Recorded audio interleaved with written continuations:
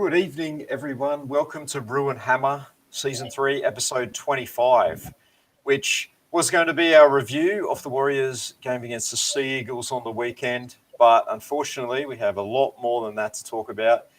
Not all great news, but plenty of discussion points this week. So, guys, thanks for joining us wherever you're watching us, Facebook, YouTube, or if you're listening to us on podcast. Before we get started, though, just an extra special thanks to our wonderful Patreon supporters. It's your guys' generous support that helps us upgrade our visual presentation through Restream and bring you all the content that you guys enjoy. Hammer, how's it going, mate? How's things down your way?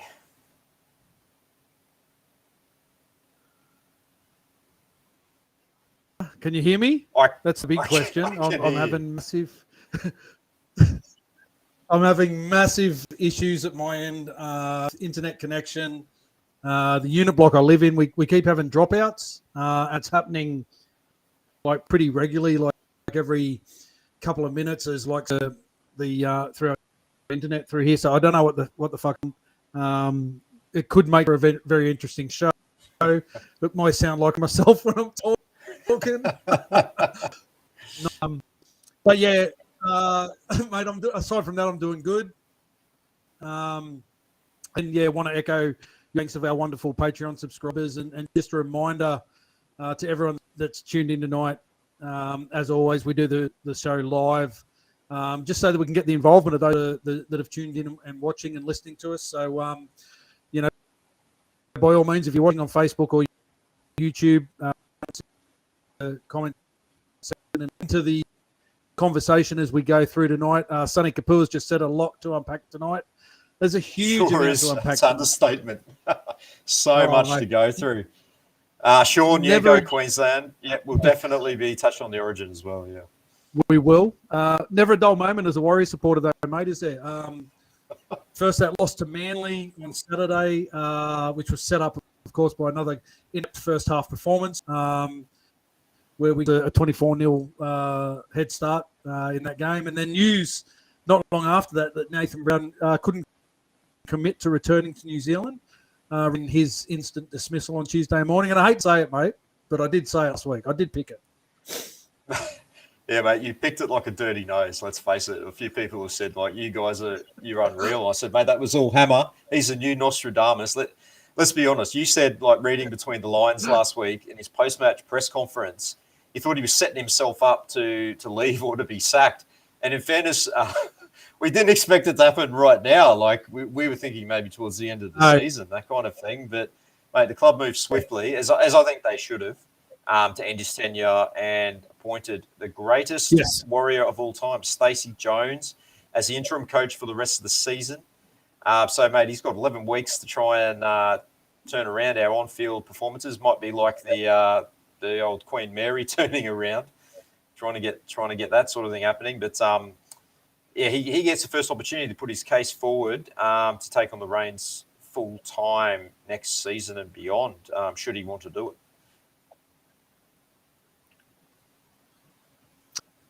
Yeah, we do have a lot to discuss the coaching role. It's probably a lot of our talking point tonight. But before we do, let's just do a quick review of last week's game. We'll try and keep it as quick as possible. So it was Manly 44, Warriors 12. Manly's 44 points came from 2 tries, Sipley, Olakawatu, Tapau, Schuster, sub tries. Garrick 8 from 9 goals. In a first for the season, mate. Hung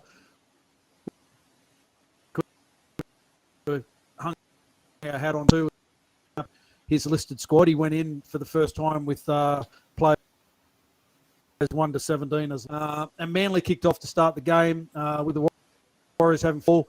A really great start from the Warriors, because we did actually catch the ball from the kickoff. So that was a big plus to start the game. Interestingly enough, our first use of the ball, the Warriors' first 2 sets were yardage sets coming off our own line. Interestingly, on both sets, Wade Egan went for a dummy half scoot on tackle 4 for tackle 5, picking up 15 or 20 metres. Good to see him finally running, but probably not the best option for him to be running the game. And it actually, both those two sets, we didn't get out of our 40-metre zone. Johnson was forced to kick on the fifth tackle, but what can only be described as two midfield bombs to finish the sets. Both starting their set short of halfway. The second one, because I think it was Benny Murdoch ran through or something and actually got a foot to the ball or something like that, and it went a little bit than what it would have, what it did off Johnson's boot. But just a bizarre way to start the game. It was weird. I for the life of me, I don't know why we persist with those midfield bombs, and it hasn't just been lately. That was a feature of his previous stint at the Warriors. But anyway, mate, Manly with an easy try in the game. Toff Sipley diving over from dummy half underneath the post, ridiculously easy. And they back it up with a 100-metre set, then a defensive set that kept us inside our 40-metre line. And Manly they continued to dominate all the field position and momentum. They built pressure from repeat sets over our line and resulted in points. Once again, Olakalatu crashing over. Warriors with some extremely passive goal line defence. It was, yeah. It was awful to defend goal line. Compared to me at that stage, and all the play inside the Warriors half. The first time the Warriors actually ventured into Manly's half is off the back of a penalty, and in the same vein as recent where the opponent's half, we turned the ball over pretty cheaply. This time it was Johnson with bad hands, just turned the ball over on tackle 4. Though in that opening 15 minutes, Montoya's work under the high ball was probably one of the only real highlights at that stage in the game, and he was returning quite aggressively as well. Yeah, he was plenty of punch and plenty of purpose in what he was doing. But then a knock on tackle 1 in the set after getting a relieving penalty puts Manly on the attack once again. Montoya, he's sent for HIA, heavy contact, trying to put a shot on Olakalatu. And then Bunty Afoa getting 10 minutes in the sin bin for a professional foul.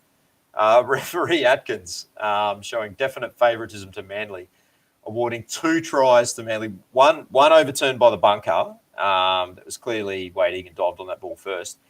And the other one was clearly short of the line, but it was, for some unknown reason, was support. I can't for the life of me figure out how that was awarded. There's not one single shot that showed the ball over the try line. You could see the ball was clearly short and his arm was right next to it. So I don't know how that gets through, but it does. And it does in this game. So even Marty Tapau was scored. He was surprised that they'd awarded that try. So yeah, obvious bias from the officials against the Warriors, and it's certainly what you're used to, isn't it? But at that point in time, I think 30 minutes gone, Manly had like a 73% possession compared to the Warriors' woeful 20%, and the completion rate of 94 compared to 50. The Warriors earned their first repeat set at the 35-minute mark of that game, and it also coincides with the Warriors' first full set inside Manly's half, but an obstruction penalty with ball in hand, and Manly resume their monopoly on possession and go out to Sam Revel, who's joined us tonight. Hey, Sam. Your Cowboys are doing mighty well this season, my mate. We're well jealous of you, mate. Yeah. Yeah, so, the 24-0 scoreline at half-time, and then it took the 47th minute for us to have a decent set. Good offload from Pompey to CHT, and then dummy half run again from Egan. Got a set restart, and a good set that finishes with CHT putting a cross kick in. The merchandise, we've seen him do this before, jumped up and caught the ball, but was miraculously held up by old Reece Feldman, Morgan Harper. The first scoring opportunity for us in the game. Yep. And then a good follow-up set ends with Berry being tackled in possession on the last set. And we were messaging each other. He goes, there we go again. Like, how is this becoming a pattern? Berry dying with the ball in the last tackle. But, yeah, happens again. But, yeah, finally on the board in the 55th minute with the try to the merchandise. It's interesting. Created through the never say die attitude of Reece Walsh. Yeah, it is interesting. Yeah, it's interesting, isn't it? Berry, in his limited time in first grade, has probably been, like percentage-wise, has probably been on the last tackle with possession percentage-wise more than any other player in the NRL. I don't know how it happens. It's just bizarre. Like he'd be, apart from maybe a couple of the props, all due respect to Rocco, apart from some of the props and that sort of thing, he's probably the last bloke you want to have the ball on the last tackle. But oh, geez, doesn't that just sum up how we're going? It does. The set after points, Johnson, he's got another midfield bomb in him. This one is fumbled by Manly, and the Warriors are able to repeat set through a forced drop. With so much Cowboys movement going forward, and that's kind of sums up how we've played our attack football all season, where we haven't worked hard, we haven't done the hard one, we've opted to go side to side, and really it's really easily to defend that. Team shift in their defence. Slide. Manly extend their lead through 2 tries to Reuben Garrick. The first from a Morgan Harper run that splits the Warriors' defence, with a strong second from a Rocco Berry. It was, mate. Yeah, too positive to come out of the game for me. One was that even though we were down 24-0 at half time, they didn't give up. They still tried an attack in the second half, and it just goes to show how far off the mark we actually are, the opposition that we're up against, because nothing seems to work for us. We do play a little bit of panic footy. But then the second thing was we won a captain's challenge. So really good going forward. But, mate, in all seriousness, our players just not doing the job. They need to be held accountable. If you're not doing the job, put someone else in there that will do the job. And now maybe that Stacey's there, he may stamp his authority and stamp his mark on the team and start making some of these changes that need to be made. Yeah, we can only hope so. Manly, they had 5 of their forwards run for more than 100 metres. Aloe with 136, Sipley 135, Olakalatu 182, Trebojevic 112, Tapau 145 off the bench. In comparison, the Warriors had 1 forward for over 100 metres, and that was Jazz with just 107. Manly was 7 line breaks, 43 tackle breaks compared to the Warriors 3 and 19. Well, look, we're just plain and simple. We're just not competing at all. We're just not even in the fight. We're not even turning up to the fight at the moment. The way we started that game, mate. It's a comment that keeps getting made in these. Brownie said it in his post-match press conferences every week. There was an interview with Robbo today, and that was, we've trained really good this week. It fucking irritates me. Every team trains. How train? I'd have to watch the 400 minutes of training you do. You have to watch the 80 minutes that you put on the field, and that's a bit that's televised, and that's where we want you to be good. I don't fuck how good you are at training. How we try something different. Let's all train shit and play good for that 80 minutes. It's just that comment just really irritates so much. There was no indication to play this back because we trained really well. But we trained well. We played well against ourselves. We were breaking tackles. We were scoring tries all week at training. We need. I think one thing with Stacey being at the helm, may get in touch with our roots and our DNA, which we'll talk about a little bit later. But one thing that really surprised me last week was we had the club ambassadors. We had Campo, who's been around the club and a lot of games this season, so a lot of the boys would know who he is.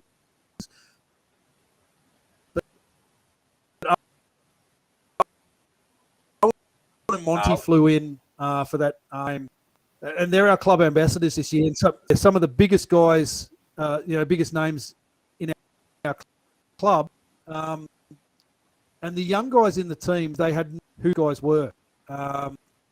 We were talking to one of the boys after, saying, it must be great that they're there. And they're, who?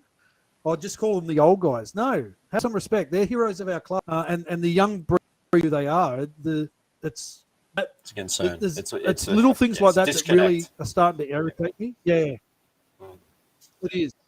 It is a massive disconnect. Now, I think the club needs to be a little bit more transparent about what's going on for the fans' sake. Brownie's gone as we predicted he would be. Mate, what did you? He did an interview on NRL 360 the other night after he was let go. What he said in that with the boys on 360. Yeah. To be honest, I was getting a little bit nervous when I heard that he was going to be on 360. I'm going, here we go. I mean, that those boys don't need too much to start teeing off on us as it is. Heard he's on there. I'm like, what's he going to say? But he was very, very honest, and he's quite complimentary of the club, and that's what we would expect from him because Brownie's a top bloke. Like we've been lucky enough to have a few chats with him. He's a top guy. Obviously, that's never been a doubt, and. He said a lot of really good things about clubs. Said the club's on the right track, and we'll be seeing the fruits of the labours of our labour in 12 to 18 months. And I'm assuming that he's inferring that the return to NZ would have a lot to do with that as well. We can get back to the development. He mentioned that. He said you take any club away from their home for about 3 years, and they're going to struggle. He defended the club a fair bit. He also, the biggest thing to come out of it was he admitted his head coaching career is over, which we probably all knew because not many coaches survive a second termination. Let's face it. You get sacked once, you can probably get another gig. You get sacked twice, and you're probably destined to be an assistant coach from that point on. But he did say he's looking to get into a kind of a mentoring role for young coaches, and that suits him to a T. He'd be perfect for that role. He's a great bloke. He's great with people. He's a people person. All the best with that for him moving forward. And he was open and honest. He said exactly the conversations that he'd had with the club leading up to it. He told them, I think he said 5 to 6 weeks ago, that he first told them that there'd been some changes in his personal life with his family. They'd sort of followed him around the world. They'd been with him to the UK and that sort of thing. And I think 2 of his daughters weren't willing to move to New Zealand. So that did throw a spanner in the works for him. What did you take out of it, mate? Yeah, similar to what you said there, mate. I thought he spoke very honestly and very keen. And as you said, we've had a couple of chats with Brownie over the past post game, and he's always been very. He's the way he communicates things to people, and he's shown post match press conference. Well, he's probably been too honest and open about things that are going on. He said he discussed the move to New Zealand with his 5 weeks ago, and he had the 2 daughters that kind of said they didn't want to move back there. And he said he sat on that for a couple of weeks, and he knew that he had to talk to Cam and about it, and he was hoping he could do it after a couple of wins, and that never happened. And then he ended up having the conversation 2 weeks ago, which kind of lines up to the time that we spoke to Cam after the game. And to his credit, Cam didn't say that, so he kept that one under his belt. But when you look back in hindsight as to over the past 5 weeks as to what's happened at the club and how Brownie's conducted his post-match press conference, some of the things he said in their statement 2 weeks ago about Brownie being safe for this year, even though he was contracted for next year, a lot of things kind of fit into place. However, I think the results of the past 2 weeks just made the position untenable. And I don't know whether all players knew. I was out and contacted a couple of the guys that we speak to quite often and have great relationships with, but they haven't come back to me with any word yet on whether they knew what was before this week when Brownie stepped down. So if the players knew that this was going on, then maybe in my eyes, his process looking at him will go,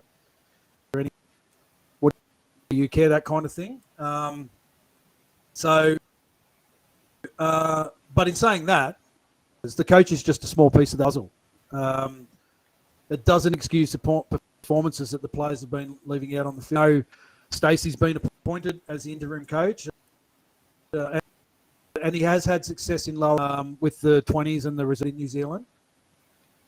But that doesn't necessarily translate to head coach success. He's still got the same exact squad. So his first mission is to turn the group around and get some improvement on the field. Now, he addressed the squad this week, and he basically told them that the effort and what they had been doing is way off the mark. He said that the small areas need to be fixed up, and that the resilience, the steel, and the effort is the part of the game that they need to address before they can even begin to work on the other factors. What's your thoughts on Stacey taking the reins? How do you feel about that? Yeah, look, mate, he's a Warriors man through and through. He's played through the most successful periods in the club's history and under some great coaches. And let's face it, he's the greatest Warriors player of all time. As you mentioned, he did a bit of coaching in the under 20s, guided them to that premiership in 2014. But as we know, first grade's completely different kettle of fish. And as everyone has been reminding us this week, Absolutely. Great players don't always make great coaches. So there's so much of it is unknown. And he's a reserved kind of guy. Stacey doesn't say a lot. Well, just wondering how that will translate into coaching. But, sometimes you don't need to be the most vocal to get your message across. Like if you're a leader and people follow you and you have that kind of respect, and I guess Mana, then, he could be the man to unlocking Sean Johnson. I mean, Sean Johnson's been open about Stacey Jones being his childhood hero. And I mean, if he can't get up for Stace, then you sort of got to wonder what the future holds for him. So, like, there's a part of me that just thinks this might be the missing link here, getting the best out of Sean Johnson. Will he play, though, is the other thing, because Stace did come out and say that he maybe drops before kickoff. So who knows if that will even be a thing.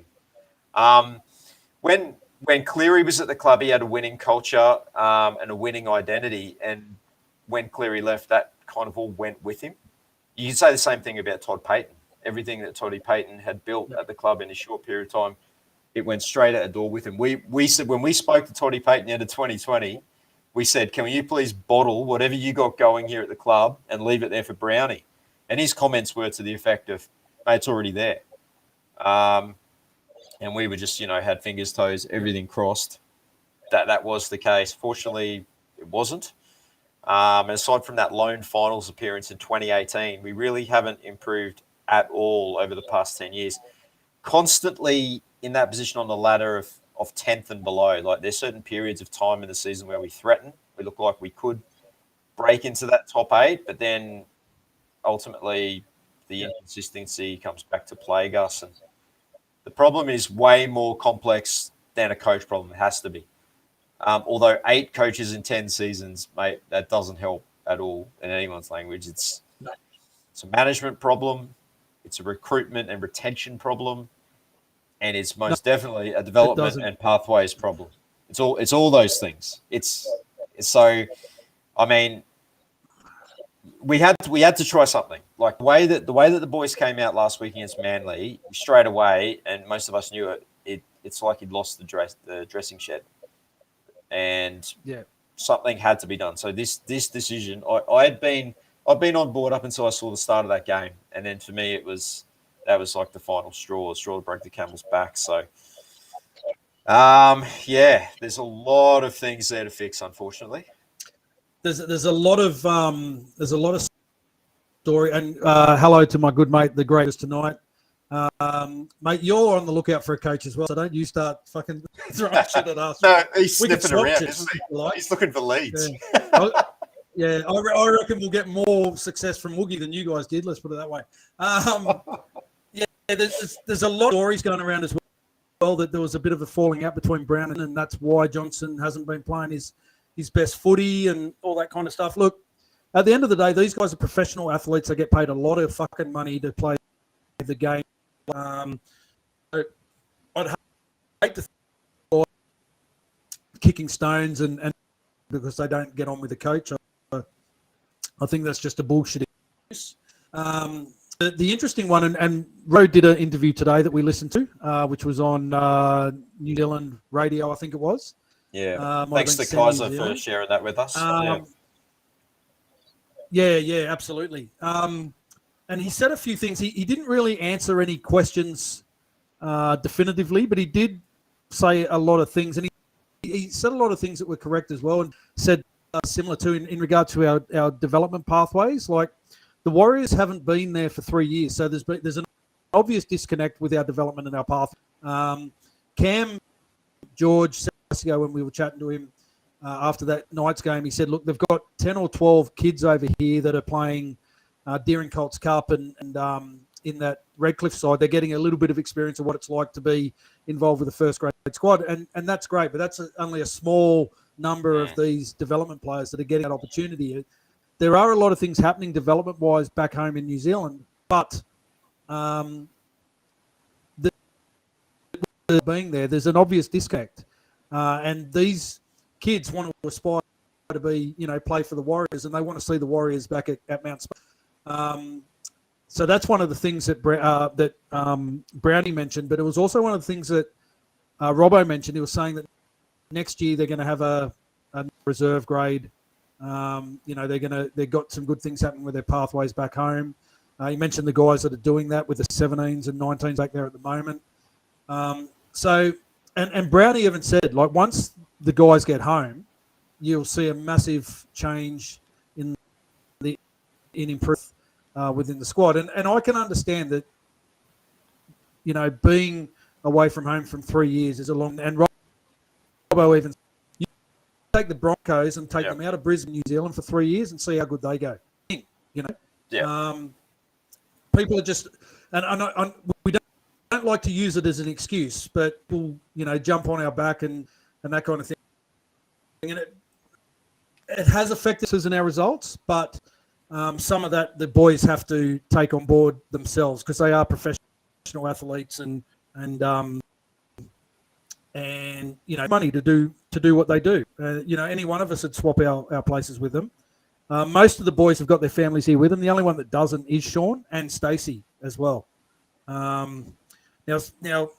Robbo also said that Stacey's quite prepared to coach the team until the end of the year, but next year he's not so sure about. I don't know. He doesn't want to go to New Zealand like everybody else associated with our club. Only joking. Maybe with a little bit of success on the field, that may turn Stacey around. I think Stacey's just one of these guys that's been away from home for a little while now, away from his family and his young ones. His young son's playing some good football, all of that. So maybe with a success, Stace might decide that he does want the role. What did you think of Robbo's radio announcement, mate? And what? Okay, so Robbo's radio interview. My first impressions were he was saying a lot without saying much at all, if that makes any sense. So he made a comment. He goes, about the coaching scenario. No, they said, in fairness to Stacey, we haven't sort of dealt with that. He goes, I'm off to England soon anyway. And in England, straight away, I'm like, well, what's in England? Who's in England? And we look at the list of candidates that have been thrown around for Warriors coaching. Christian Wolf, he's going wolf hunting. So straight away, I'm like, okay, going to England, interesting. He's personally flying over to England to meet the big bad wolf. That immediately struck me. He made a few comments about the Matt Lodge scenario, which if you read between the lines and put together a few pieces of information that you guys have been given, it tells you a little bit more of the story, but I'm not going to say anything more than that. What else was there? He said, it was like he said a lot without saying a lot. Was the way what I took away from it. There was one interesting comment he made, and it wasn't in that interview. It was in a print article today where asked about Madge Maguire, and he put a line through Madge Maguire. Now, I don't think we're in a position for anybody. No.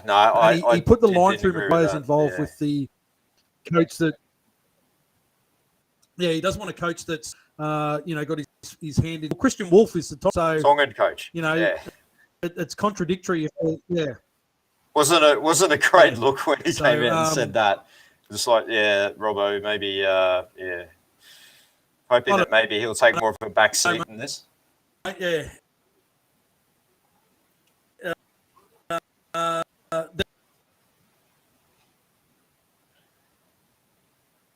So we've put together apologies for the poor connection there.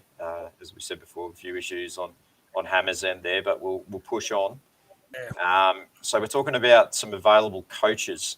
So the usual list of candidates always get thrown up. So we've got obviously Shane Flanagan out of a job at the moment, looking to get back in the game. We've got good old Jeff Tuvey, who's apparently been interested twice, and I think he got knocked back twice, and so then came out and said that we were going to get the wooden spoon on NRL 360 as a retaliation. Paul Green, who coached Queensland last year, didn't renew his deal with Queensland, so he's also looking for a gig. As we mentioned, Christian Wolf, who's had so much success with Tonga at international level. He has coached in Queensland Cup. I believe he was an interim coach for the Knights for a couple of games. Sorry, I should say that. That would have been when Nathan Brown got sacked last time, so he probably took over towards the end of the season there. As we mentioned before, Woogie Maguire, Carl's one's mate, Woogie, but as the comments made by Robbo during the week, he would not suggest that he is going to be looked at. Look, out of that list, me personally, if I had to pick between all of those guys, it would be between Wolf and Flanagan for mine.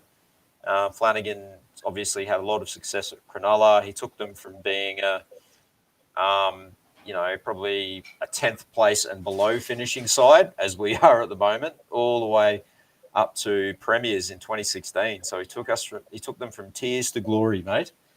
I think he would be a good option of all the other coaches available. I'm not too keen on Tuvey or Green. Christian Wolf is an interesting one.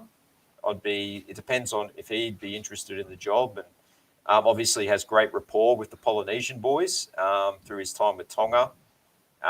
We know that he would have a good relationship with AFB and a few of the other Tongan boys in our side, so that would be a definite plus. And as we know, as we look back at the tenures of our previous coaches, so obviously Daniel Anderson had a lot of success as like sort of a tactical coach and that kind of thing, but player management was probably not his strong point. And they said there was a bit of a disconnect between himself and the Polynesian boys, which led to that disaster that happened in 2004 with him departing.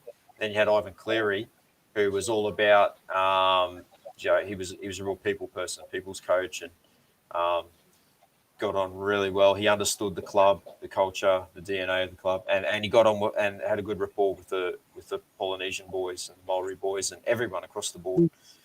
There's a lot of talk. The other thing too is it's whether these guys want to take the role on, whether they want to move to New Zealand full time. That's the big one. That's the big one. Exactly right. And it depends what kind of deal they'll be offering, the length of the deal. Yeah, that's right. We posted up a couple the other day of some great Warriors that could be of benefit, either as in the coaching role because they are actually doing coaching roles or have had experience in coaching, or get them back in regards to just being there and embracing it. We threw in the series Wiki's been the assistant coach. 21s. Clinton Torpey's got a desire to be an NRL coach. He's coaching in the Gold Coast at the moment. Came out in the interview 2 years ago saying he wanted to be the Warriors coach by 2025. Actually sent a message to Toops the other day. He's going to get in contact with the club. Lance O'Hire, who's coaching over in America, and then you got guys like Corpu and Adam Blair, who's doing a lot of stuff with our pathways and development. So they're all guys that New Zealand players. Some of these guys like Beetham and that the Warriors. The club could do a lot worse than getting these guys, maybe involved as a head coach, but certainly getting them on board in some capacity to assist with the head coach and get some back to what it means to be a Warrior. Get back to why we were so successful in 01, 02, 03, 2011, 2010, and what it was that could, to drop off the cliff come 2012. Because 2011 we were on the precipice of some. We were the first club since St George in the 80s to make all three grades on grand final day, and then the next year as quick as you like, the fall from grace. It was unbelievable just how quickly we went downhill the following year. A lot of comments coming through here saying Shane Flanagan's the man. Everyone's keen for a bit of Flanagan. Again, it all depends on whether he wants to take the gig and whether he wants to go to New Zealand. I mean, I'm sure they'd be having a conversation. The other thing, though, too. Yeah. Well, his son plays at Canterbury, so I think they've got the leg up in regards to him taking the full-time position there. I mean, why wouldn't he want to go where his son is? Yeah, exactly. Corpu's still playing, so he could be a player coach. He could lace up the boots again. He looks fit enough. Yeah, captain coach. Yep. Well, as some of you guys have said, it's a crucial appointment and we have to get it right, and we can't afford to be, 18 months down the track going, this isn't working again. This has to be the guy that's going to lead us forward or, pave the way for someone to lead forward. Even if I'm kind of the thought that if there is not a suitable candidate out there, there's no one that really ticks the boxes. Instead of settling on someone, we should maybe just say to Stace, look, would you mind just taking the role for one more year as an interim caretaker coach again for another season until we find the person that is 100% right for this position. Easier said than done. And I mean, the club probably doesn't want to write off a year, assuming that it would be a write-off. Who knows? Stace might. As I said before, States might just have the keys to the kingdom. He might just unlock everything and we return to 2002. Who knows? Well, next week we get a lot of that answer to Stacey and what he's going to bring, because we all know the team that was listed this week was Brownie's team that he named on Monday that got listed on Tuesday. So you'll see what Stacey's going to bring to the table next week when he names his game day squad. He did come out and say that with the guys that are listed from 18 through to 23 on this may make some. I've said all along, Sean Johnson was to get dropped. I don't think he'd get by not being named. I think he would get named and then dropped 24 hours before the game. Yeah, you picked that again. Still extended list on Sunday for a couple of hours out from the game, then he's a good chance of playing, and Johnson's a good chance of sitting on the bench. But we'll have to wait and see. Yeah, it's hard to say, at this stage, but we will wait with bated breath. How about we get some of the other games from round 13 in the NRL? It started on Thursday night. The Titans versus the Cowboys. They're at Shibba Stadium. Titans 6. Sexy Sexton with a try. Asako 1 from 1. And the Cowboys marching on without their origin stars. 32 points. The Little Hammer with a double. Lukey, Tuolagi, Robson, and Hiku tries. Drinkwater 4 from 6. Titans, mate, they considering their poor form, they went down to, as we said, the origin depleted Cowboys. Chad Townsend, again, one of the Cowboys' best, directing the team all around the park, executing a fantastic kicking game. Jason Taumalolo stepped up with a powerhouse performance for the Cowboys, 207 run meters and 67 of those post-contact meters and a game-high 6 tackle breaks. Scott Drinkwater, easily the Cowboys' best, 3 try assists, 223 running meters, 1 tackle break, 3 line break assists, and 3 from 4 conversions. As we said, 4 guys not playing due to origin commitments for the Cowboys. Add to that Kyle Felt with his injury. And the guys that came in did the job. Guys like Taumalolo, Drinkwater, Hiku, and Townsend, they all stepped up as well, all those experienced players on their side.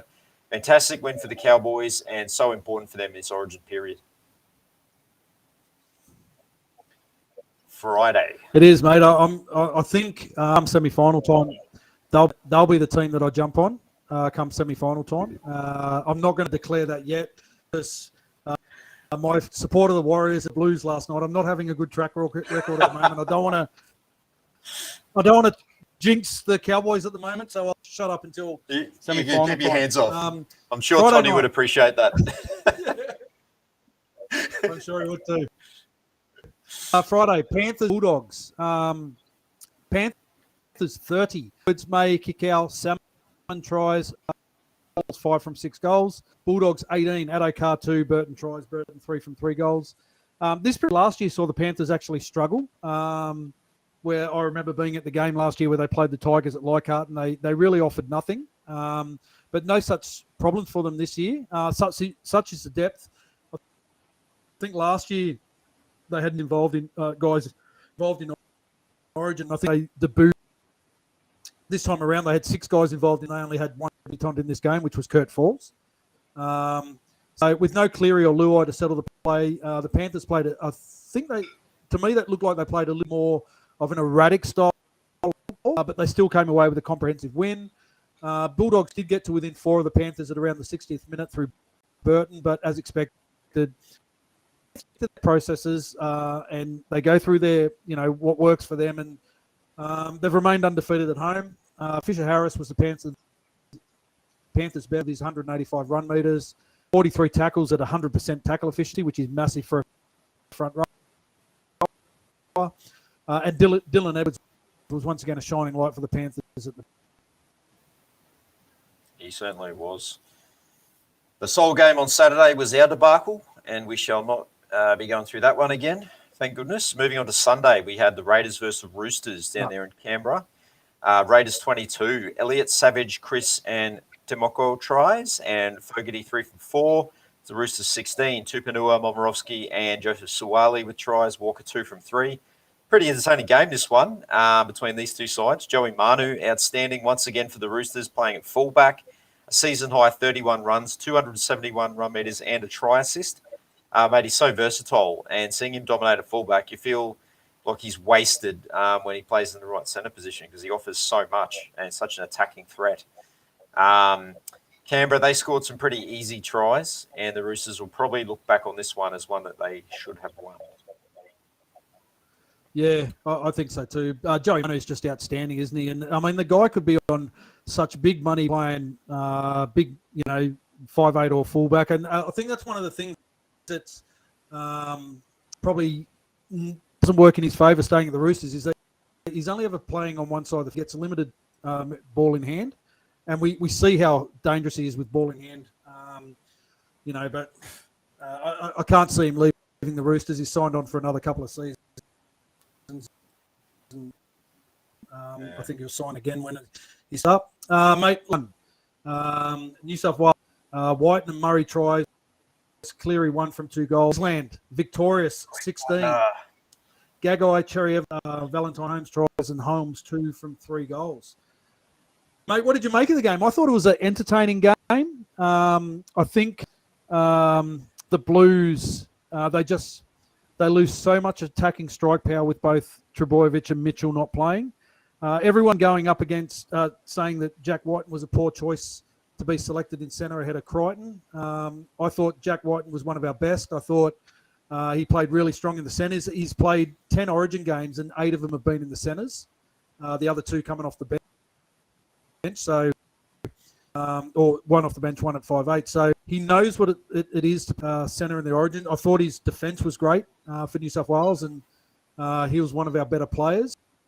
For me, I thought picking guys like Cam Murray out of position, like Cam Murray plays centre field in that middle third, plays lock for the Rabbits, and playing on an edge, he's a small guy on an edge.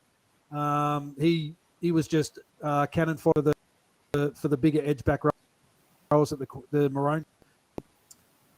The Maroon,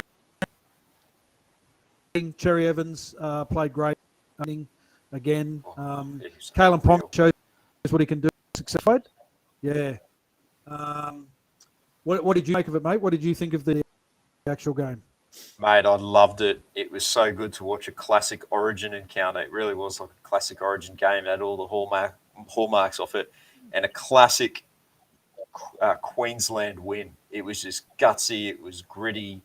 It was what we've come to expect from the Queensland side. It's the DNA up here, mate. That's how we win Origin, and yeah, it was just awesome to see us back there grinding. Munster was unreal. I couldn't believe like a couple of those breaks that he made. It was just like superhuman kind of stuff. It was amazing. He was involved in everything. He was back there cleaning up the kicks. He was making tackles. He was dead set involved in everything. You can see how much it meant to him. The end where he was like going, "Come on, boys," he's geeing them up, and it got us home. He was outstanding. Cherry Evans was outstanding, as you said. Ponga, Reuben Cotter playing 80 minutes on debut was absolutely brilliant. I loved his effort, his intensity. I don't think we had a bad player. We had a couple of guys that were a bit quiet, like Papali'i. I hadn't even forgotten he was playing. He came back on late in the game, started the game, came back on late in the game. Lindsay Collins, another guy that was fantastic. These Knights fans as Rabbitohs fans before them must be like shaking their head when they see Gagai when he pulls on a maroon jersey. he just goes an extra gear, and I was thinking that when he scored the first try.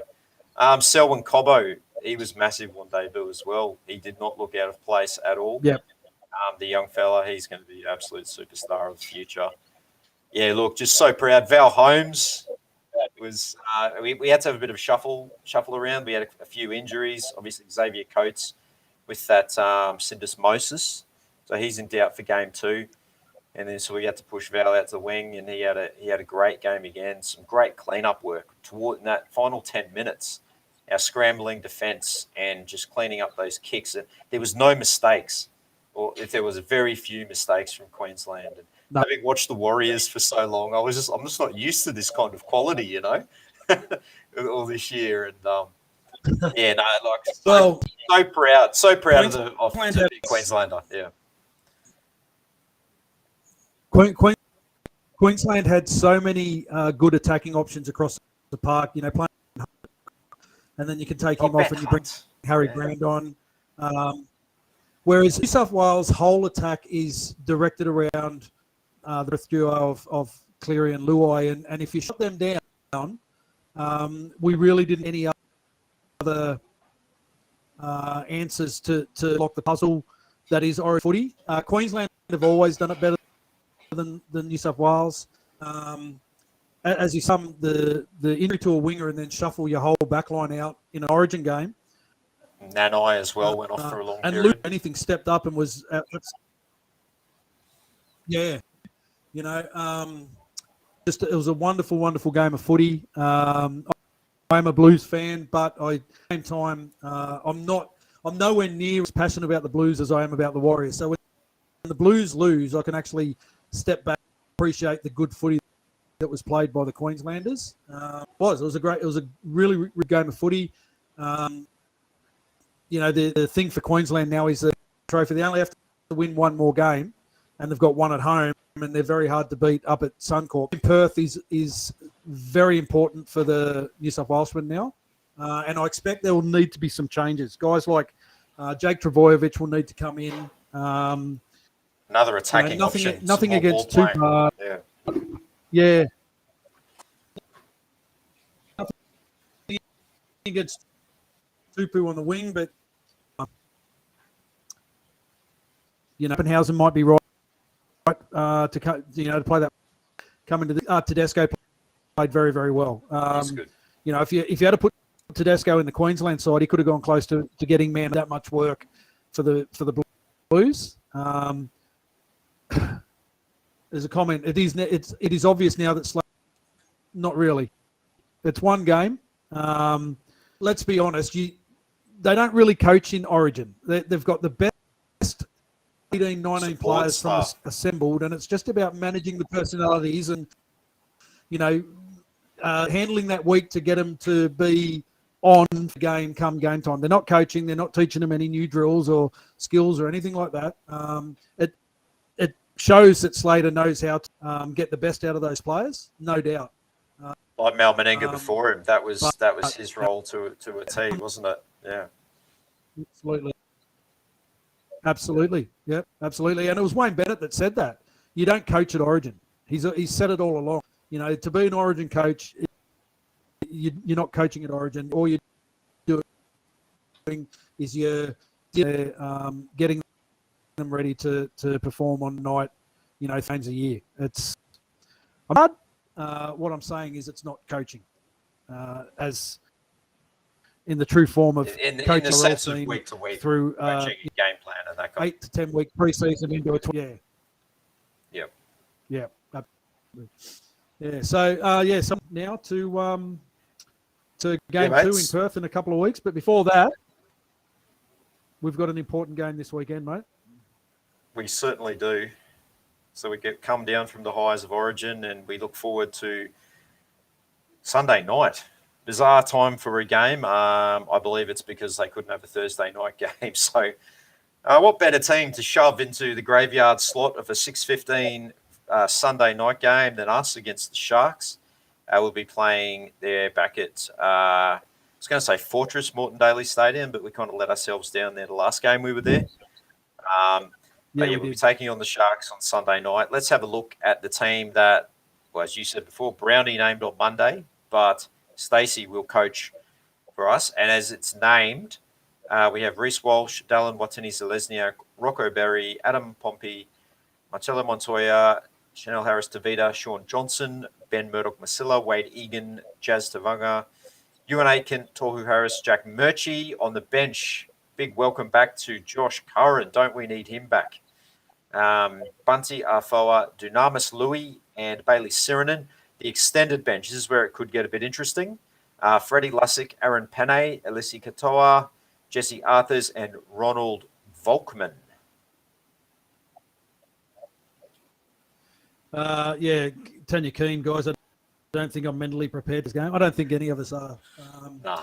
Mate, Josh Curran, as you said, he's returned from his 6-week injury layoff, being named on the bench, and Dunamis Louis named on the interchange bench. They're the only changes to last week's listed 17.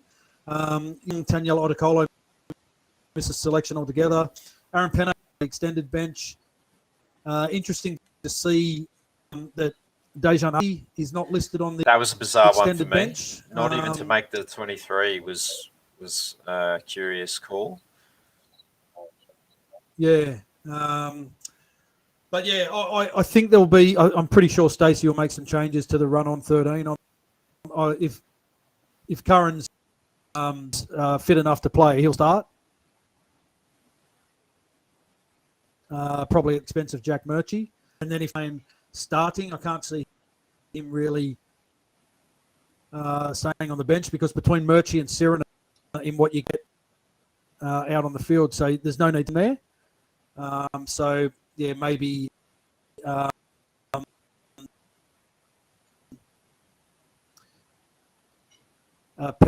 Penay comes on, or maybe even Freddie Lussick comes onto the bench. To our mate Jazz joins parent. So great for him. Pick of the team, mate. Yeah, look, when I first saw it, I was like, I can't believe there's no changes apart from Josh Curran. But as we pointed out, it would have been the team that Brownie named. I can see quite a few changes. I wouldn't be surprised if Jesse Arthurs comes in for Berry or Pompey. There might be a bit of a reshuffle in that back line. Who knows? There's been suggestions that Johnson may not play. So whether that means they bring Volkman in maybe on the bench and they shuffle maybe Walsh into the halves to get him more involved, to try and ignite this attack, push DWZ back to fullback. That's an option as well. Maybe get Volkman on the bench and just bring him on for a stint for his introduction into first grade. But I'm with you. I think, like one of Murchie or Sirenen might make way. It all depends what the GOAT is thinking in his first coaching assignment. But I expect, there will be quite a few changes. Absolutely. Yeah. It is an interesting time slot, though, isn't it? At 6:30. No game on Thursday, only one Friday game. So they've shoved 3 games into Sunday, and then they've got one on Monday because there's a public holiday here on Monday. So they put a game on that.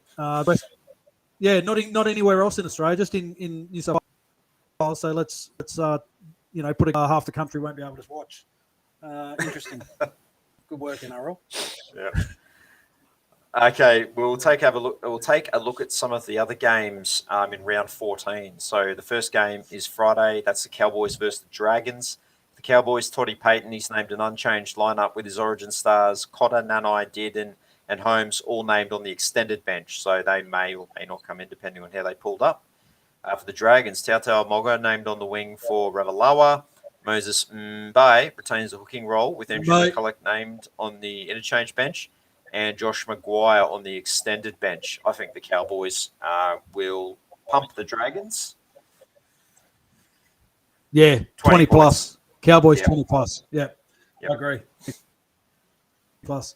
Sunday, first game on the Titans hosting the Rabbits for the Titans. AJ Brimson's been named for the Jaden Campbell injury. He's out for 8 weeks. This brings Paul Turner to get his first opportunities of 8 for the Titans. Greg Marzi returns on the wing. Corey Thompson's relegated to the extended Origin bench, and Tino returns from Origin duty, fresh from a win. So Tino, tell all those Titans players what a win feels like. I don't know what to do with I don't know what to do with this winning thing.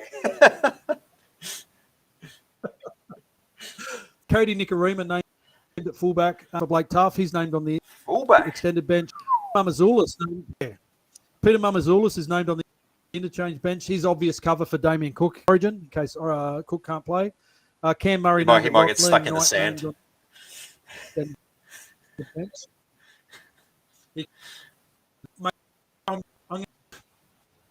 The Rabbits, I'm not confident, but I'm going to tip the Rabbits in a close one. Yeah, I think the Rabbits will have a bit too much. I'm going to tip them by 12, 1 to 12. I think it'll be expected improvement from the Titans, but yeah, the Rabbitohs will have a bit too much firepower. Moving on to the Roosters versus the Storm. That they're at the Sydney Cricket Ground. The Roosters, Tedesco named to return from Origin. Joey Manu back to the centres. Jared Warrior-Hargraves, who was a late withdrawal on Sunday, has not been named. So Lindsay Collins and Taukiaho named as the starting props.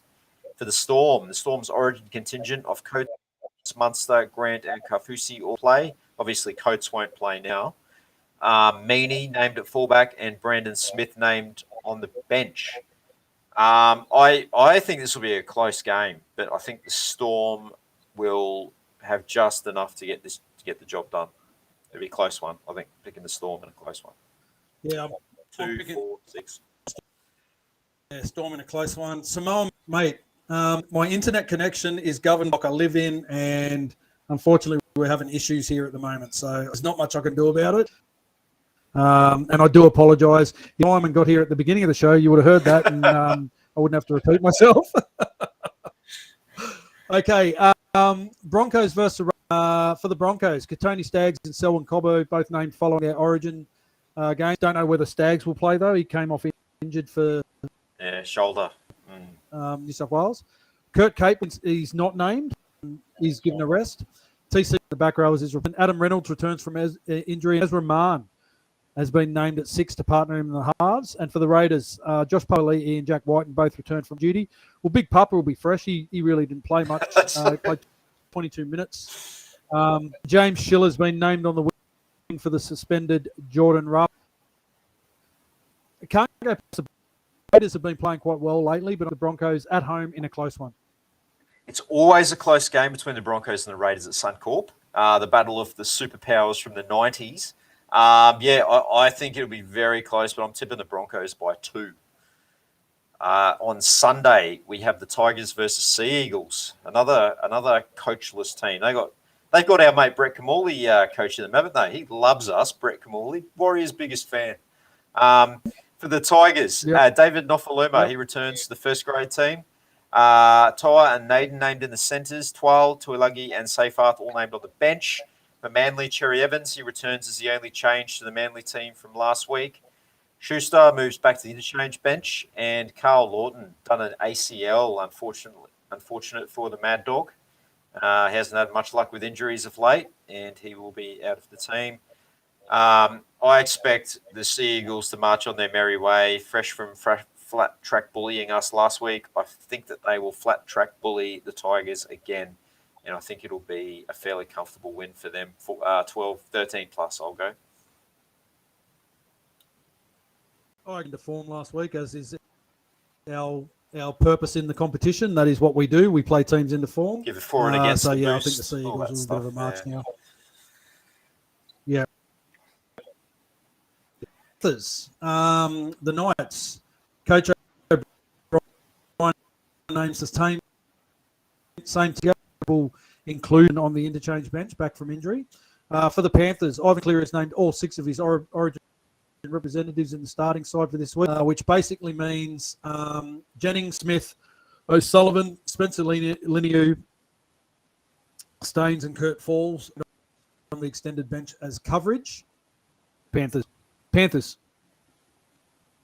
by a lot. Panthers comfortably, 20 plus. Mine. Okay, moving on to the graveyard game, 6:15 p.m. Sunday night. Warriors versus Sharks. And for Warriors, as we said, Josh Curran returns from injury on the interchange bench. Dunamis Lui, the only other change to the 17 for now. The Sharks have named a very strong team. Hines returns at halfback. Ramian and Talakai in the centres. Rudolph and Hunt named in the front row. Look, I expect an improvement from the Warriors, but I think the Sharks will bully us again, and I think they'll win fairly comfortably. 13 plus to the Sharks, I'm afraid. My heart says Warriors, but my Sharks are going to have too much for us. Yeah, we've got to be realistic here. And the Warriors have offered nothing last couple of weeks to indicate that they're going to turn. I hope they. I'm with you, mate. I think the Sharks will win. I'll win comfortably. And then the Monday game, the Bulldogs versus Eels, the Queen's Birthday weekend game here in Sydney. For the Bulldogs, Jacob Averillo, he's retained that fullback role. Corey Allen in the centres, and no other changes. The Eels, big Mike Acevo, named to return for his first game of the season. Moves Wonga Blake to the centres. Lane and Niokore named in the back row. Paliti named at lock. Madison and Nathan Brown both on the bench. Eels, I think the Eels will get them. I think they'll get them comfortably. Yeah, Eels by plenty. I agree.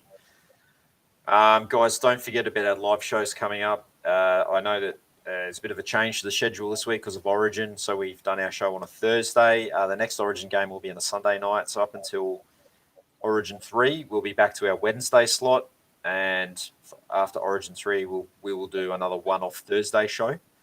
So stay tuned. We will continue to make those connections with the former players and bring you a lot of those head-to-head interviews that you guys will enjoy. So some of the guys we got lined up, but don't have dates for as of yet. The Dr. Death, Jason Death, Robbie Mears, Tony Martin, and Richard Villasanti. Those guys are all coming on soon. Keep an eye out on our events page on Facebook for any fan pre-game meetups. Unfortunately, I won't be there at Moreton Daly Stadium this week. Sunday night is really not a good time slot for me with young kids and that kind of thing. But so it'll be the first Redcliffe game I'll have missed this year, unfortunately. But for all you guys that are going there, we'll be there on Sunday night. The meetup will be at the Dolphins Leagues Club. Unfortunately, we can't book any tables there, but just head out to the sports bar at the back. Great atmosphere, great to mingle with your fellow fans and have a chat and a pre- and post-game ale. Yeah, absolutely, mate. I won't be there either at the Sunday night. 6:30 kickoff is just a ridiculous time to expect to watch a game of footy. So I'll be watching on TV.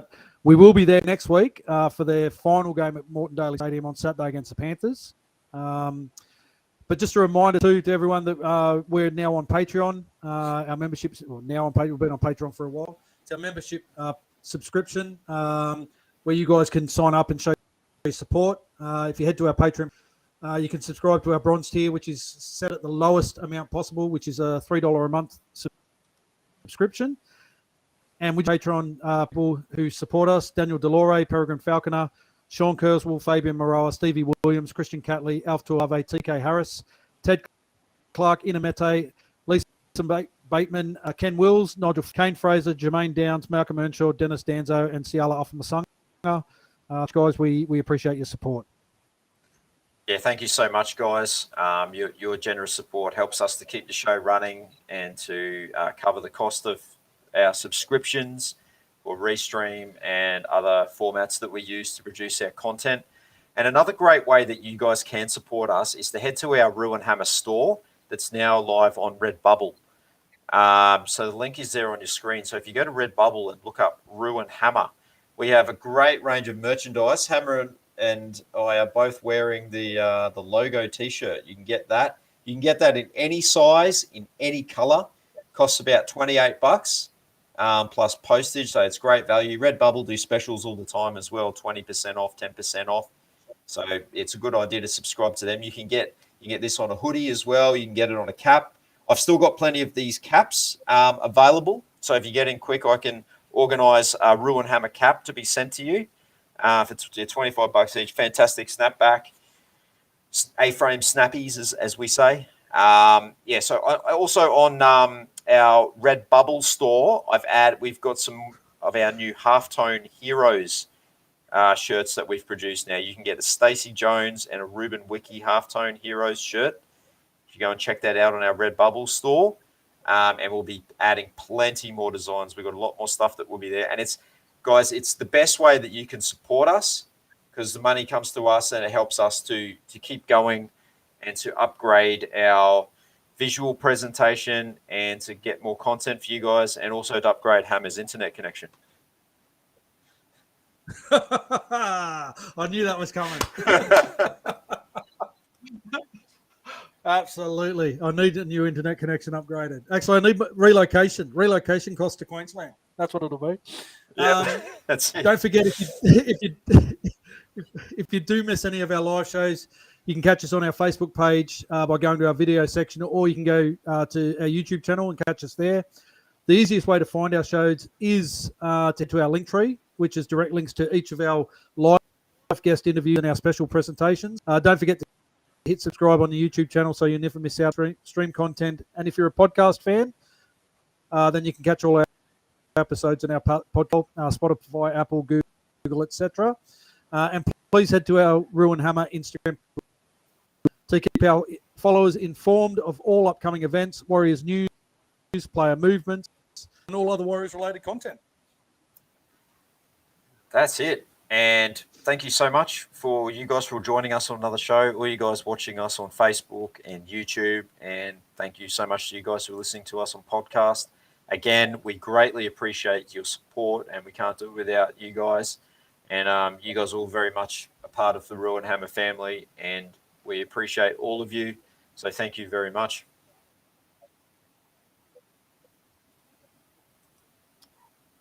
Go the Warriors. Go the Warriors. Take care, everyone. Cheers.